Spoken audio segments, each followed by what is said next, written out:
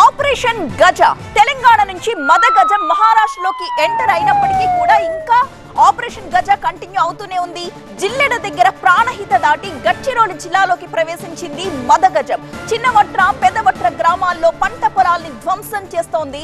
మద గజాన్ని ఏనుగుల గుంపులోకి చేర్చేందుకు అటవీ శాఖ ఆపరేషన్ గజ ఇంకా కంటిన్యూ అవుతూనే ఉంది. గడ్చిరోలి జిల్లా చౌందపల్లి దగ్గర ఏనుగుల గుంపు సంచరిస్తున్న దృశ్యాలు మనం చూస్తున్నాం. ఆ మద గజం సంచరిస్తున్న ప్రాంతానికి సరిగ్గా 32 కిలోమీటర్ల దూరంలోనే ఈ ఏనుగుల గుంపు ఉన్నట్లుగా గుర్తించారు. అయితే ఈ గుంపులోకి ఆ మద గజాన్ని చేర్చడానికి ఇంకా ఆపరేషన్ గజ కంటిన్యూ అవుతూనే ఉంది.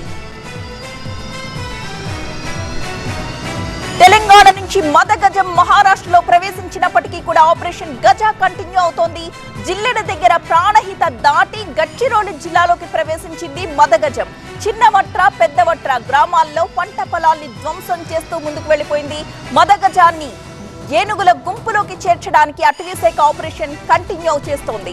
గడ్చిరోలి జిల్లా చౌందపల్లి దగ్గర ఈ ఏనుగుల గుంపు సంచరిస్తున్న దృశ్యాలు ప్రస్తుతం మనం చూస్తున్నాం. అయితే మద గజం సంచరిస్తున్న ప్రాంతానికి ఈ ఏనుగుల గుంపు 32 కిలోమీటర్ల దూరంలో ఉన్నట్లుగా గుర్తించారు. ఇంకా ఆపరేషన్ కంటిన్యూ అవుతోంది. ఆ మద గజాన్ని ఈ ఏనుగుల గుంపుకు చేర్చడానికి ప్రస్తుతం ప్రయత్నాలు కొనసాగుతూ ఉన్నాయి.